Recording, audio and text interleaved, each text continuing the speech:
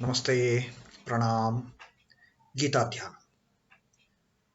Om Parthaya Pratibodhitam Bhagavata Narayanena Swayam Vyasena Gratitam Purana Munina Madhye Mahabharatam Advaitam Ritavarshinim Bhagavatim Ashtadashadhyayinim Ambatva Manusandadhami Bhagavad Gite Bhavadveshinim.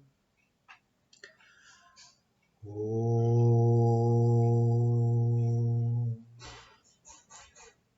Bhagavad Gita, with which Lord Narayana himself gave enlightenment to Arjuna, the ancient sage Vyasa included it in the Mahabharata. O goddess, showerer of the nectar-like knowledge of non-dualism contained in your 18 chapters, O my affectionate mother, the destroyer of rebirth, I meditate upon thee. Krishna Vandana. Vasudevasutam devam kansachanuramardanam devaki paramanandam krishnam vande jagadgurum. Son of Vasudeva, the slayer of Kansa and Chanur, extreme delight for Mother Devaki, O Lord Krishna, the supreme teacher of the universe, my salutations to you. We continue reading of the 5th Adhyaya Sannyasa Yoga, and today we will take up what Sri Krishna answers to Arjuna's query in the previous first shloka that we read in our previous reading, that Arjuna wanted to know for sure, for certainty, decisively, conclusively, which is good. Renouncing the action is good, or performing the action is good. And he has requested Sri Krishna, please clarify, say it for sure. Don't uh, at one point say that renounce the action, and at another point you are coaxing me to wage this war, get into this performing this action. So tell me once for all, O Krishna, O my dear friend, O my dear Guru, O my dear teacher. And now Sri Krishna starts explaining to Arjuna what he meant by telling renunciation. And Sri Krishna says, Sri Bhagavan uvācha, sannyāsaḥ karma-yogaśh niḥśhreyasa-karāvubhau tayostu karma-sannyāsāt karma-yogo viśhiṣhyate. Now, Sri Krishna says, although, Sri Krishna could have just in one sentence answered Arjuna that you have not understood anything, like a bad teacher, that he could have said, what I'm telling is right. Do whatever you want. Do whatever I am telling you. But no, Sri Krishna is a Jagat Guru. He's a wonderful supreme teacher of the universe. He will make each and every point hit the head of the nail, and he won't leave anything unturned.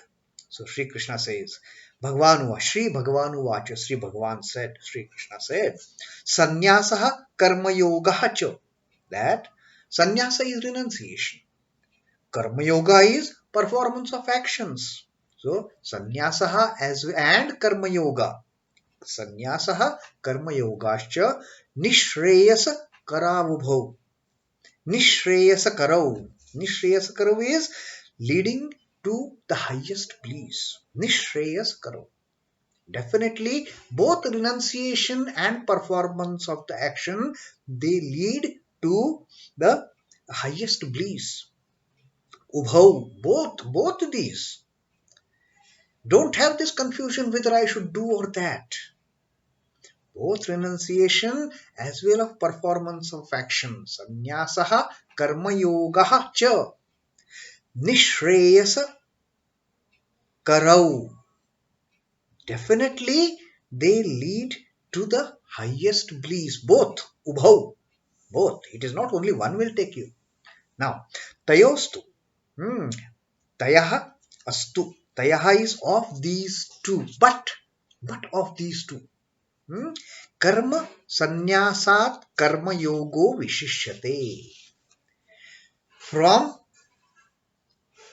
compared to renouncing the action, performance of action, viśhiṣhyate, is far superior. Performance of action is superior, not the renouncing, not escaping from doing the work. No, you can reach highest point of bliss by both ways. But which is superior among the both? Now Sri Krishna is telling us. Superior between these two, renunciation of action and performance of action. Although, yes, I have told you, both can lead to the highest bliss. Both can lead to the liberation. But performance of action is far superior than avoiding doing the action. Performance of action, doing an action, getting engaged in some activity is far better, is far superior than running away from doing that work. Sri Krishna is very clear on this point, and he doesn't, reply. He doesn't address this doubt half-heartedly. He said both are true, yes, but between these two, between the avoiding doing an action and between performing an action, performance of action is definitely far superior. Renunciation and performance of action both lead to freedom, no doubt. They lead to enlightenment, they lead to liberation, they lead to illumination. They both lead to gaining the ultimate knowledge, the Brahmajnana, the Atmajnana. But between the two, performance of action is far superior to renunciation of the action. Mukti, or emancipation of soul, is content in Shreyas. And this is the acme of the human life. Everybody wants to get liberated from this cycle of birth and death. That is the main objective with which the beings come into existence in this world of Prakriti, in this world of creation. They get birth, they sustain, then they go back, they are destroyed, and again they repeat the cycle till the time they are out of this game, they are out of this cycle. That liberation, emancipation, is the ultimate goal of all the Shreyas. It can be gained either by renunciation of action or by its performance. It can be attained by both ways. You renounce everything, go to Himalaya and start doing tapa and tapasya and austerities and sadhana and all those things. That also. Living in the world also you can. Living in the world, performing your duties, not running away from duties. Performing the duties also. And that's what Sri Krishna says, it is far superior. The sacred Badrikashrama is in the interior of Himalayas, may be reached either by plane or on foot. Of the two, the latter means is preferable because of the wide experience and the fruitful contact with people that it brings. We can walk from here to Himalayas, or we can take a flight and reach there. Now, which is more beneficial for our overall growth? Is it taking a flight and reaching the Himalayas, or is it start walking from here? Meet people, talk to people. Where is Himalaya? Where is Himalaya? Find the directions, interact with people, gain the knowledge on, oh, while going to Himalaya, we cross across so many places, so many states, and they're all diverse, but still they are all united. All that knowledge we gain when we make that effort. Make that effort of walking from our place to, say, Himalayas. That experience we will never get if we just take a flight and go to the nearest airport before reaching Himalayas. We will just have that limited experience of enjoying that flight. But when we are walking, what a tremendous experience we get. That is the experience gained through the effort, through the hard work. Karma yoga is akin to walking to Badrikashram. Like it is a hard work, yes. Karma yoga is that way. Karma yoga is like taking a route of walking from here to some very distant holy place like Badrikashram. Not taking a flight and reaching there in one day. Take days and days, yes. But that is gaining us a lot of knowledge. That is gaining us a lot of experience. Through Karma Yoga method, the wide experience is gained. The divine possibilities in human is being processed to perfection and benign communion with the Lord's creation is established. We are constantly, we spend so much time walking from our place to that holy place of say Badrikashram, gaining so much of experience and in turn enlightening us, in turn getting us so near to the Lord by that experience, by that hard work, by that effort. These great purposes of life are denied by karma-sannyāsāt. What is the point in just renouncing the work and going and sitting in a cave? Do something. We are part of the creation. Let us do something for the betterment of this creation by doing the swadharma, by doing the work which the Lord has given to us, by doing the work as the Lord's instruments. And that is the true karma yoga, which is far superior than avoiding, than escaping from performing any action. Now, akin to what Sri Krishna has told in this shloka, that performance of action definitely is far superior to avoiding doing any action. Although renouncing the action also leads you to bliss, to liberation. Performance also leads us to liberation, but performance of action is far superior. Now, what Sri Ramakrishna has to say about this? Sri Ramakrishna says, the experienced player at a game of dice wants somehow to score a victory and he is intent on it. The real, amateur, the one who is not well versed with the rules of the game of dice, when he starts playing the game of dice, then what happens? All his intention is just to score a victory. That is what his entire objective is. I must win this game. Although he is inexperienced, he doesn't have that kind of mastery, that kind of expertise in playing a game of dice. But an adept in it, the one who knows what the game of dice is, he takes to the display of his talents first and then attains to gain the next.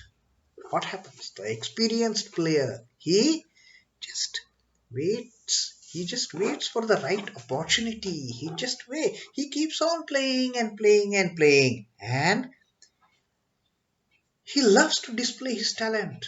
He loves to display his skill of playing the dice to the opponents and to the onlookers. It is not he just wants to wind up the game in say 5 minutes or 2 minutes and get over with it. No, he wants to enjoy the game. He wants the onlookers also to enjoy the game. He wants opponents also to enjoy the game by looking at his talents. Sadhaka who want to escape from the turmoils of the world are second to those who serve the world but are not bound by it. This is what Sri Ramakrishna says. He says those sadhakas, those tapasvis who want to escape from the turmoils of this world, from the turmoils of this action, are of a second category, are a bit inferior to those who serve the world but are not bound by it. There are two types of sadhakas. Sadhakas, one who just leave everything, renounce and go to the caves and start doing their japa, tapa and all those austerities. But there is another type of category of sadhakas who remain in the world, who are very much part and parcel of our daily life. They don't run away from the society, they don't run away from the world, they don't run away from humanity, but rather those sadhakas, they remain in the world, but they are not bound by it. They are in it, but not bound by it. They work, incessantly they work, but they are not attached to what they are doing. They do it as an instrument in the hands of the Lord. They do it as a child of the mother. All the activities they are performing, that is the performance of work. That is the true karma yoga, not running away from the work, not escaping from the work, not finding out excuses like Arjuna has found all those excuses of not fighting the war, not wage the war. So many, such a huge list Arjuna has given to Sri Krishna. And then finally he said, that is the reason I don't want to fight. And he just slumped in the chariot, throwing away his Gandhi, throwing away the arrows, and in a desperate state. So that is running away from the work. That is running away from the karma. That is running away from what you are supposed to do, from your swadharma. That is running away. And Sri Krishna says that kind of running away, that kind of renunciation, that kind of renouncing the karma is no way better. Only performance of action is far superior than running away from doing the work. So that was what Sri Krishna's first reply to Arjuna on his question, which is the better of the two, renouncing the work or performance of the action? Which of these two is better? And Sri Krishna decisively says here, like like Arjuna asked him, tell me decisively. Sri Krishna tells him that of these two, although both are leading you to liberation, performance of action is far superior than running away from doing the work that is allotted to you by the Lord. So that was Sri Krishna's first reply to Arjuna in the second shloka of the Sannyas Yoga, the fifth chapter of Srimad Bhagavad Gita. Om Namo Bhagavate Vasudevaya. Sri Krishna Arpanamastu. Jai Sri Ramakrishna. Jai Thakur Jai Ma. Jai Swami.